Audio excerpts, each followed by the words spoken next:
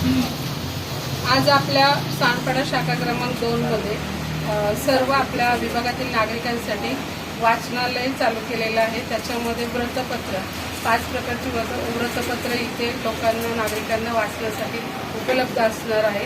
आणि सगळ्यात म्हणजे महत्त्वाचा आता सध्या आषाढी एकादशी चालू असून वारकरी संप्रदाय याच्यामध्ये भरपूर लोक त्या सद्गुरूंच्या याच्यात पंढरपूरच्या विठ्ठलाच्या गजरात रममाण असतात। त्यांच्यासाठी एक बोलतात ना आनंदाची पर्वणी म्हणून कादंबरी ग्रंथ आपल्या इथं ठेवले जाणार आहेत की ज्यांना त्याची आवड आहे त्यांना सहसा ग्रंथ उपलब्ध होत नाहीये। कारण एक ग्रंथ घ्यायला गेलं तरी 2000-2500 रुपये लागतात आणि लोकांना ते वाचायची आवड असते पण वाचायला भेटत नाही। तर अशा लोकांनी ऑफिसमध्ये सकाळी 10 ते 2 पर्यंत येऊन ग्रंथ वाचू शकता। आपण घेतलेला ग्रंथ जेवढा तुम्हाला वाचावा वाटेल तेवढा वाचावा आणि नंतर परत त्याच ठिकाणी ठेवा। उद्या परत पुढचा तुमच्या ग्रंथाला तुम्ही सुरुवात करावी। त्यासाठी आपण हे वाचनालय इथं आपल्या सांडपाड्यातल्या सर्व लोकांसाठी असं नाही ज्येष्ठ नागरिकच नुसते नाही सर्वांसाठी उपलब्ध करून दिलेलं आहे।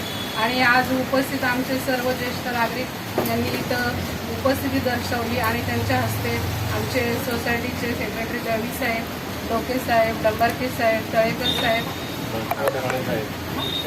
शराळे साहेब, भीमराव साहेब या सर्वांच्या उपस्थितीत आणि आमचा जो हेल्थ कॅम्प चालू आहे कोणतं इम्पॅक्ट ग्रुप त्यांचे डॉक्टर यांच्या हस्ते हा कार्यक्रम आज साजरा करण्यात आला।